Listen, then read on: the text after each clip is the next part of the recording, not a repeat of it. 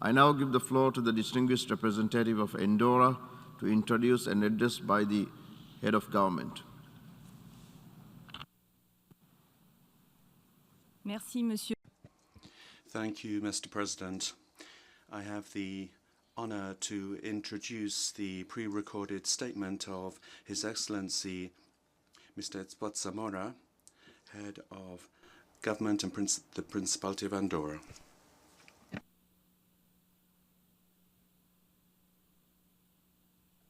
Señor Presidente, Mr. President, Secretary General, Excellencies, ladies and gentlemen, at the outset I'd like to congratulate Mr. Abdullah Shahid for his election as President of the General Assembly, as well as His Excellency Mr. Antonio Guterres on his appointment for a second mandate to the post of Secretary General of the United Nations. This great assembly of all the peoples and for all the peoples, the main aim of which is to build a system of values and a code of conduct based on multilateralism and cooperation.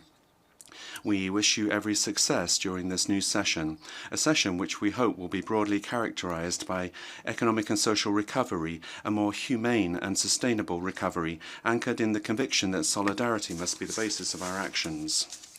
I also would like to thank His Excellency Mr. Volkan Bozkır, who relentlessly maintained the activity of the Assembly throughout the 75th session. 2020 is one of the years of our contemporary history which will remain in our memories. The COVID-19 crisis has shaken the foundations of our society and has had repercussions in virtually all areas. Today, more than ever before, we are aware that our present can change and our future can be called into question in a way that is both immediate and irreparable. This pandemic has cruelly reminded us of our frailty, our lack of preparation in the face of such a crisis on such a scale. The declaration on the occasion of the commemoration of the 75th anniversary of the United Nations underscored the fact that our world is still a long way away from the goals set out by the founders of this great organization. The United Nations was built on the ruins of the most murderous conflict in history, sending out a message of peace to take up universal challenges and for this to establish an institutional framework. It accomplished great progress in areas as transcendental as human rights, the eradication of poverty, the building of democratic institutions, the fight against climate change, sustainable development, and the protection of the most vulnerable during armed conflict. Unfortunately, the path lying ahead is still a long one. This year, the rich countries once again have insisted on their privileged position. We quickly had access to vaccines and hoarded millions of doses, which has deepened inequality. The world again sees entire families fleeing their countries of origin, looking for a better future. Humanitarian crises are getting worse. The planet is sounding the alarm bell because the point of non-return when it comes to the climate change will soon be achieved. Or we see the rights of women receding precipitously. Mr. President, allow me to congratulate you on the relevance of the subject of this 76th General Assembly, the presidency of hope. Hope. Indeed, not all is lost. We must pursue our efforts to plan and propose a response which will make it possible to relaunch the countries that have been most ravaged by the pandemic. A response focused on more sustainable and inclusive development which leaves no one behind so that everyone is able to live their lives in dignity and on equal terms.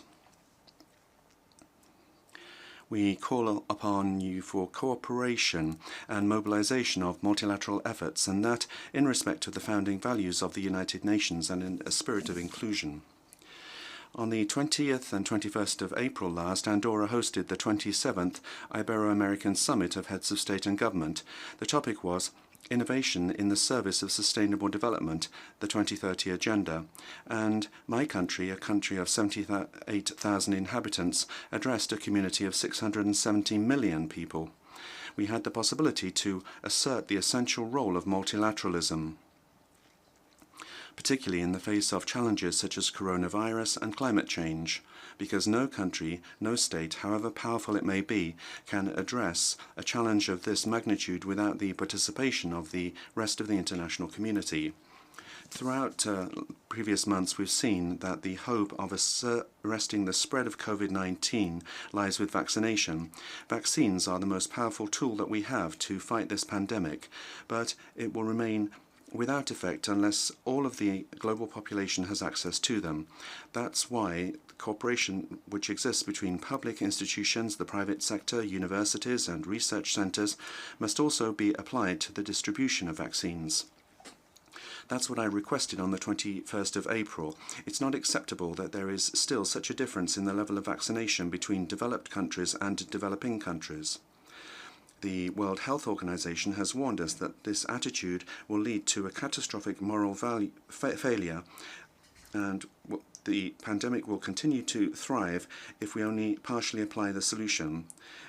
We still have time to act. We must encourage better systems such as the COVAX system that Andorra contributes to, which can guarantee timely access, universal access to vaccines. The climate urgency is another great challenge that we have to look at from an inclusive point of view. A return to the past is not possible. It's too late to rectify errors in the area of the environment, but it's not too late to stop committing more mistakes. The next decade will be fundamental for the future of our planet. COP26 next November in Glasgow will be the last opportunity for the most powerful economies to make a reality of their commitments to achieve carbon neutrality. Andorra welcomes the two meetings, high-level meetings, that will be held as part of the 76th Assembly of the United Nations.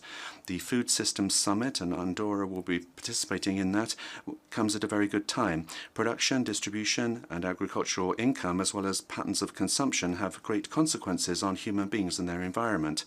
Reconciliation with nature, with the planet, is possible if we adopt an approach that combines healthy food, traditional knowledge and science in order to innovate and conserve the only resource that we have and which we must learn to share sustainably, namely the planet.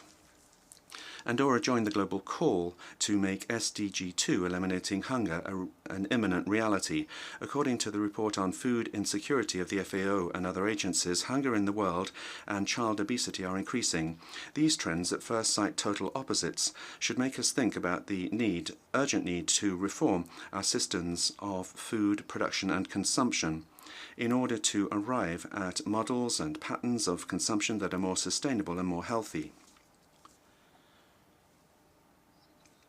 It is in this role that I welcome the contribution of FAO and the World Food Programme to achieve this SDG as soon as possible. Excellencies, we are faced with the task of building back in several areas: health, the economy, the environment, and immigration.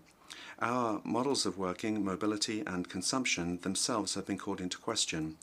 The issue remains whether it is desirable to go back to the old normal or not. Let's seize the opportunities offered by this great organization, namely the United Nations, to resolve this issue so that multilateralism becomes the path to follow and finds solutions for all of our citizens. The United Nations has a framework which makes it possible to move forward to detect and diagnose imbalances, injustices, and those most vulnerable, and to define solutions that states can apply. We should insist on the pillar of human rights, which must guide us in all of our actions.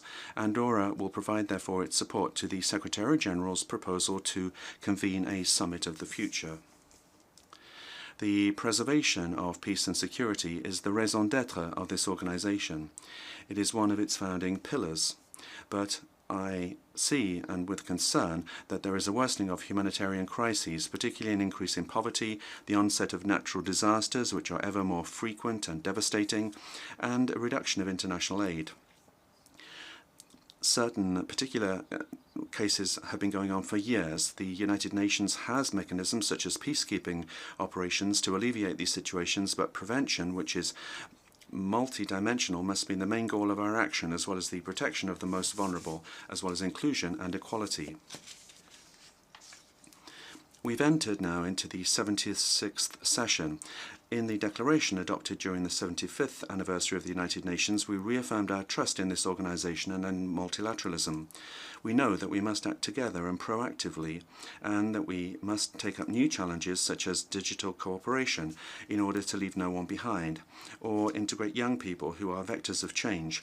Ladies and gentlemen, let us be under no illusion. The future of generations that are better prepared is in our hands. Their experience and their maturity will depend in large part on the consequences of our action or lack of action. We cannot disappoint them once again. Education is a human right which, since the adoption of 2030 agenda, has been recognized as SDG 4 and one of the main catalyzers of sustainable development, eradication of poverty and conflict prevention.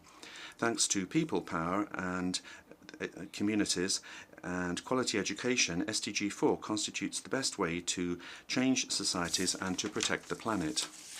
When we invest in education, the education of girls and women, they participate in all aspects of life and their actions are inclusive, and then we have the conditions to create change, economic and social progress that benefits everyone.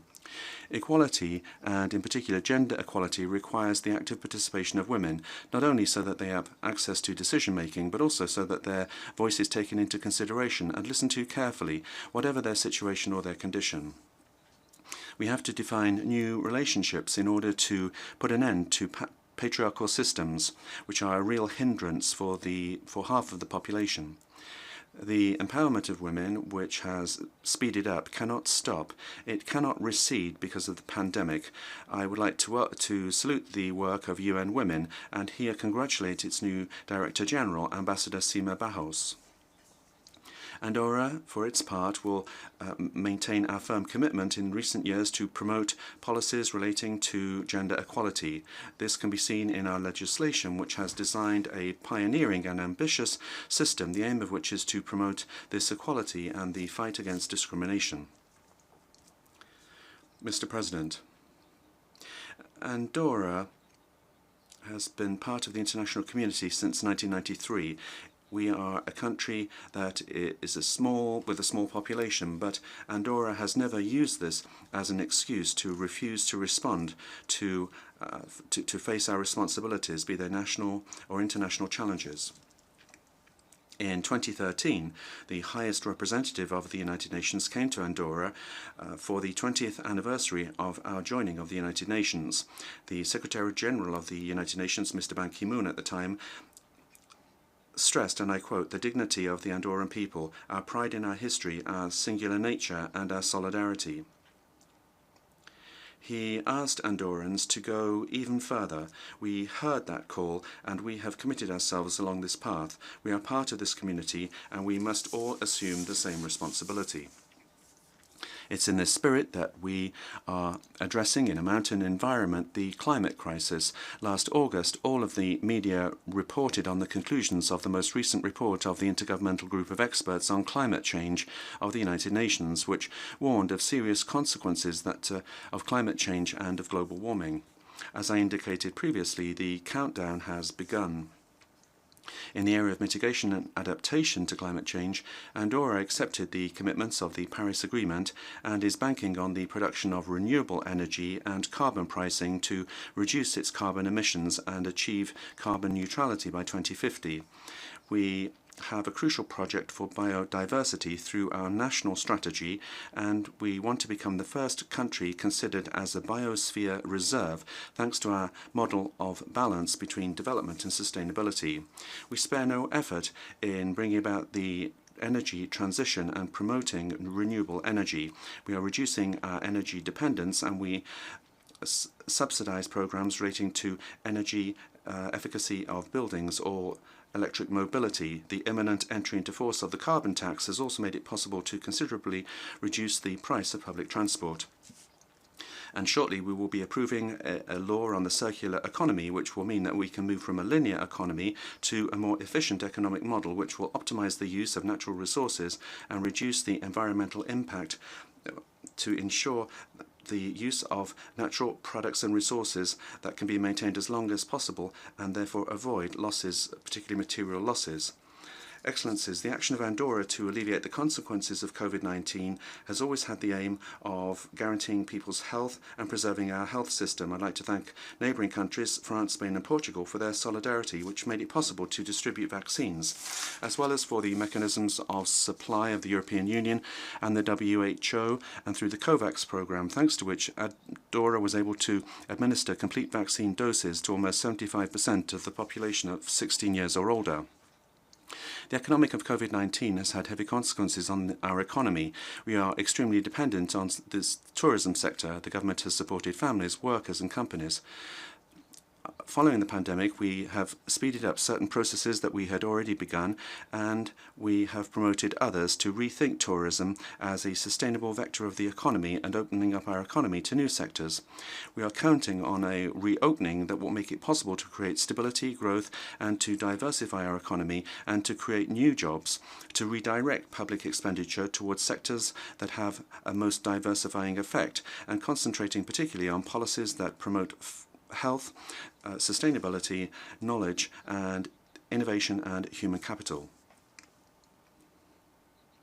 The COVID-19 pandemic has sorely tested us as societies. It has taught us that the present and the future require less individualism, selfishness or confrontation, and more cooperation, resilience, empathy, and solidarity.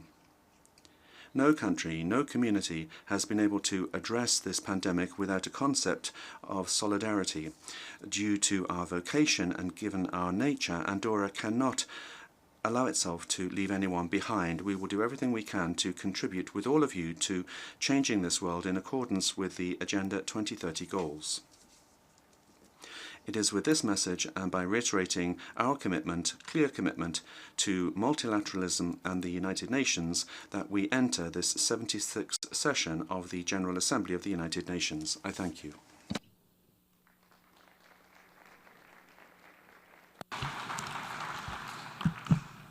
Au nom de l'Assemblée générale, je tiens à le chef de gouvernement. On behalf of the General Assembly, I would like to thank the Head of Government of the Principality of Andorra for his statement. To the distinguished representative of Eswatini to introduce an address by the Head of Government.